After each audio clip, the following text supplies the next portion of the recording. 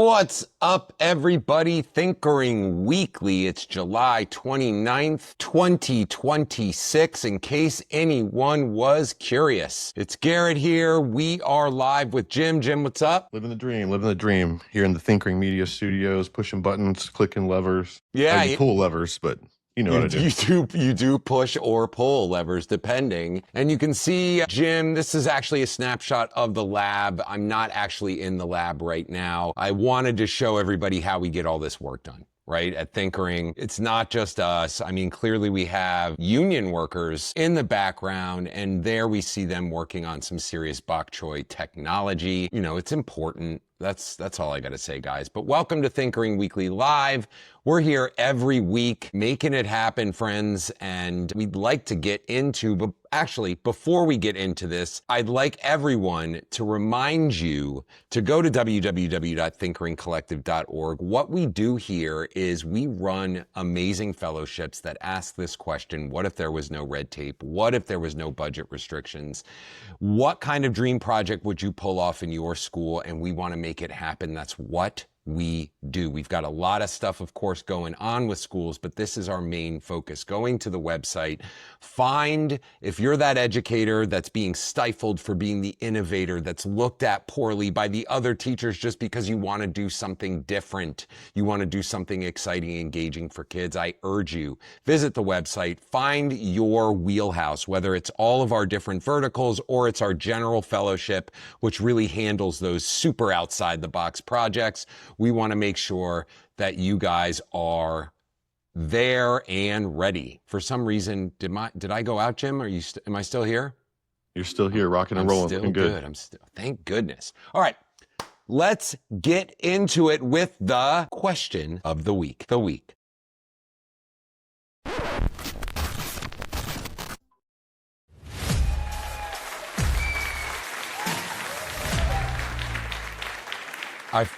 I feel like I have to leave, Jim. I feel like this is done. My bad. I mean, there's a little delay on the button push there. You can see from the background, though, I've been putting in a lot of arm days and not enough finger work. Dr. Phil told me to breathe.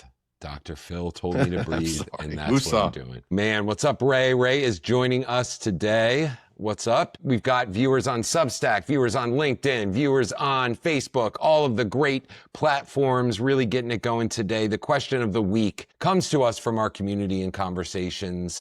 Do we actually give time to teachers to prepare for game day? And I wanted to give a little insight, a little background into this question. Basically, if you're looking at any professional team, any professional NFL, NBA, they're spending the entire week prepping, focusing, whether it's studying film, whether it's practicing on the field, they're getting prepped for that next game. And how long is that game, friends? It's 3 hours at max. We're talking football. Baseball, 3.5 now. But why do we not put that same amount of time and planning and allocation of time for teachers in preparation for their job in this kind of forever iterative cycle of education where you want to learn from what's going on in the classroom right now and you want to apply it? Do we give teachers enough time? We'd love to hear your comments, but Jim, what do you think, man? Yeah, just going through that professional sports example, it's, NFL, you got the game on Sunday, you get home, take a break. Monday morning, you're reviewing film, thinking about what you could have done better. Tuesday, a little mental break, let the body rest. Wednesday, you're installing a game plan. Thursday, you're running practice. Friday, you're running practice. Saturday, you're traveling or resting a little bit. Sunday, you're preparing again before the actual game. So when you look at it, it's 95% preparation and then 5% actuality on the field. When we're looking at what we do with our teachers, we're essentially throwing everyone in there, no training, no help for the week. You just got to go in Monday morning, be on the field 40 plus hours that week. When do you recover? Put up numbers. You know what I mean? Like, you have all the expectation of delivering like professional, yet where's the time? Wait, got it. I think we got volume back on our Substack feed. Sorry, guys, we're figuring out all the technology. Bethany was trying to help me on the Substack get the audio going, but I think it's going now. Bethany, if you could confirm. But anyway, hopefully we're getting this. Jim, you can hear me, right? You got mic off. Okay, got it. She heard me typing. Hopefully you guys can hear more than typing. I know LinkedIn's coming on the feed, but Yeah, I just think it's, when it comes to our fellowships and being in classrooms and talking with schools, the number one thing we hear when we're like, what is the big inhibitor of you getting these projects done or you actually having agency in your teaching? And it's always number one, I don't have enough time. And let's unpack that a little bit here is what do teachers spend time doing? A lot of the time in class, it's management, it's classroom management, it's in the moment action, not able to, do all of the things that I guess the school system requires them to do, which is a lot of recording, a lot of observation, a lot of assessment. And to not think about providing ample time simply comes down to, I don't know, budget. The way things were and are, is change that challenging? I'm not exactly sure. But regardless, I'd love to hear your comments in the chat. Great.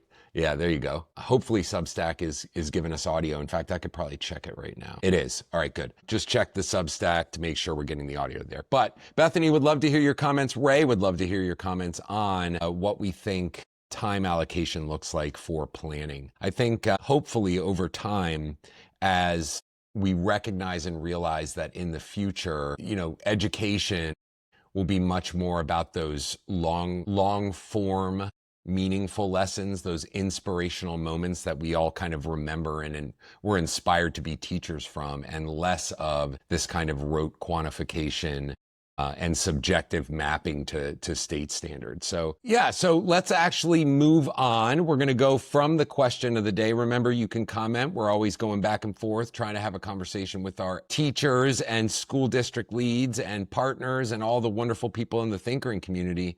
Let's get into the news.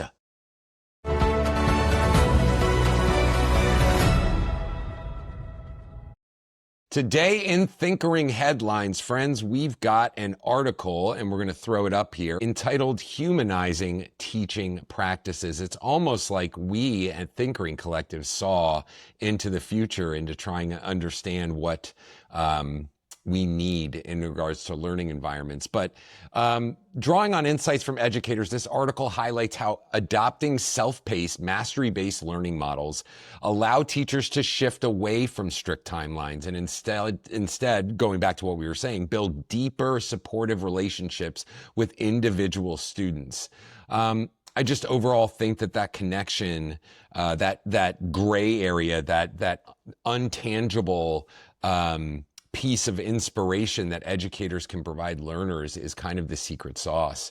And an article like this really goes to show you that one, making a case for it is much more valid now with the data supporting it. But two, the more people make this argument, the more we can affect change in our community and in our education community. So again, encourage you to take a look and read from this article. It's an amazing take on humanizing what we intend to do in our nonprofit, which is education. Again, going back to, this isn't us saying no to tech, right? This isn't us putting the Anxious Generation book in front of everything we do. What it really is understanding what it's going to require for learners in the next 20 years to know and to be good at, to be successful in the future. And that isn't memorizing Virginia State Bird. That isn't,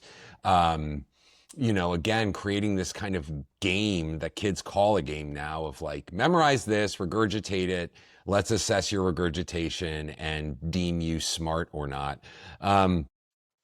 Basically, it's until I was having this conversation actually online on our Substack, until we're able to define or redefine, let's say, transition to, let's say, a new form of assessment, us creating innovative learning moments in the classroom, that idea is always going to meet a wall. And that wall being, one, school district leads, because we talk to them all the time, not being able to implement because they have to quantify and report, down to the principal who has to quantify and report, down to the educator that has to quantify and report, and down to the student that has to quantify and deliver and show competency. I think if we're not able to understand that, and I think a lot of the people that watch this channel are in that understanding of, it's the story you tell about the learner much more than it is the meat or beef grade that we stamp on their forehead. So I think coming back to humanizing learning, we have to understand that competency is changing. The future of an understanding of competency is changing as the world changes. I mean, imagine a world in the next 10 years where, and I was doing a lot of kind of futurism research recently, and more so just fascination of thinking about cars driving themselves and Sam Altman said in an interview this week that we are very close to creating a genie that can grant any wish that you want. And when you hear things like that, right, it's like hearing them from Elon. You know that there's this grandioseness to it, but you also know that MFer is serious, right? Like he, in some ways, and I started thinking well, what wishes would I ask for? This is a great question for the audience, especially in education. It's like one of them is, come up with a narrative or storytelling best practice for assessment in education. That alongside, because I think education solves a lot of the bigger problems in the world, but I also think that alongside cure cancer, cure AIDS, cure, all of these things. And these things are weirdly coming down the pipeline. I know Jim's audio is off. I don't know if your audio is working. I'd be interested to hear what you have to say. Yeah, I don't know if my audio is working good or not, but yeah, I agree with you on all those takes. Awesome. Thanks, Jim. Yeah. Get back to it. Get back to the laboratory. All right, guys. So do me a favor. We'll leave the link in the posts on all of our platforms to go and explore, but we'd love to let you know where we're going to be at, friends. I think we're getting interesting. Oh, there we go. Okay. I'd love to talk to you a little bit about where we're going to be at. But before that, make sure that you, again, go visit our Substack. Our Substack's got the latest articles, latest, greatest on what we've been doing. We've got a lot of stuff coming out from ISTE. When we sat down with Edmentum at their booth and interviewed a ton of folks from Edmentum and school partners of Edmentum to really try and understand what the pulse is on the ground with technology in classrooms. So definitely go check that out. Had a great conversation with Michelle Geyer right there. She's the principal of a virtual school. Interesting to learn all about even the lingo, right? There's lingo that they have of what was it? It was bisynchronous. It was pronouns for the type of the type of learning kids are doing on an everyday. It was really interesting talking with Michelle about how they truly serve in a virtual learning environment, truly serve every learner based on their learner type and their needs. I thought that was really important, what she said there. But definitely go check out that interview. We got more interviews dropping from ISTE. We've got more interviews dropping from Deeper Learning. We've got more interviews dropping in general. We have more content in our library right now, in our back catalogs, friends, than we know what to do with. So we can't wait to share that with you and to open the door more to Thinkering and the kind of work we're doing right now. That being said, let's go to the conference circuit. We've got up and coming conferences. We're going to be at the marvelous Education Alliance Symposium, October 7th through 10th. We're going to be in Massachusetts at the MassQ Fall Conference, October 14th, my birthday, through the 15th. We're going to be at the EdTech Leaders Alliance Conference, October 18th through 20th. We're going to be at the National Forum to Advance Rural Education. That one's going to be awesome because there's a bigger partnership that we have to announce, October 19th through 24th. And we're going to be at the Canadian EdTech AI Summit, October 28th through 29th. October is going to feel like, where am I in my life? Because we're going to be on planes, traveling all over the country to get a pulse and a lens on what is going on from the humanized lens. It's going to be awesome. Okay, let's go ahead. We've already welcomed all of our new friends. I'm trying to think if we have any new friends to welcome in for the community, Jim. Next week. We've got next week to welcome those friends in. I know we have new friends because we definitely have been on calls making new friends. So Bethany does write as we wrap up the show here today, if what we choose to measure shapes how teachers teach, how do we change the measurement? Measurement is tied to funding. Measurement is tied to funding. You're absolutely right. And that is like the number one issue, because every single form of quantitization and quantification of learning and learning experiences in the classroom eventually gets back to a tax dollar. And it does. It creates this stopgap, because think about, Bethany, all of the quote unquote red tape that you have to go through. It's like not only school board, but eventually those types of decisions go to the board of your county to decide. So it becomes this kind of never ending issue where, something dramatic has to happen or is happening. I look at that take as like AI, right? Like AI to me is this kind of explosion of the education system. And definitely, I think Jim's showing Bethany's feed on Substack. Yeah, Bethany's a good friend of ours here on Thinkering. And if you guys want to check out some really kind of edgy education takes, which I love, we love here at Thinkering, definitely go check out Bethany's Substack feed. Yeah, you can, and Bethany, if you want to drop it in the chat so friends can go and visit, that would be rad. But yeah, good point, man. Measurement is tied to funding. And so I pose to you a question of, if measurement is tied to funding, then what is, because we don't want to just complain here, what is the solution? What is one solution, I guess, from the top? Is it to reallocate funding? Is it to switch or change who allocates funding? Because right now you have this kind of politics-driven society where whether or not school systems get funding is all dependent on who's in office at the time, and that's really unfortunate. What's up, Larry and Substack? Welcome to the Thinkering Weekly Live, peeps. Yeah, so thank you, Bethany. Thank you, Larry, for joining us. I hope you catch up on the show. If you missed some of it at the top, we appreciate you tuning in, and please invite your friends in. We're going to keep doing it annoyingly, like extremely annoyingly, to where you're so sick of seeing our faces that you just have to watch.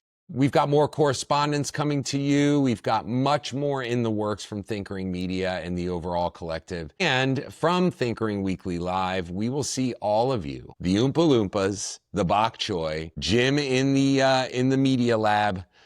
We'll see all of you guys on the next episode of Thinkering Weekly Live.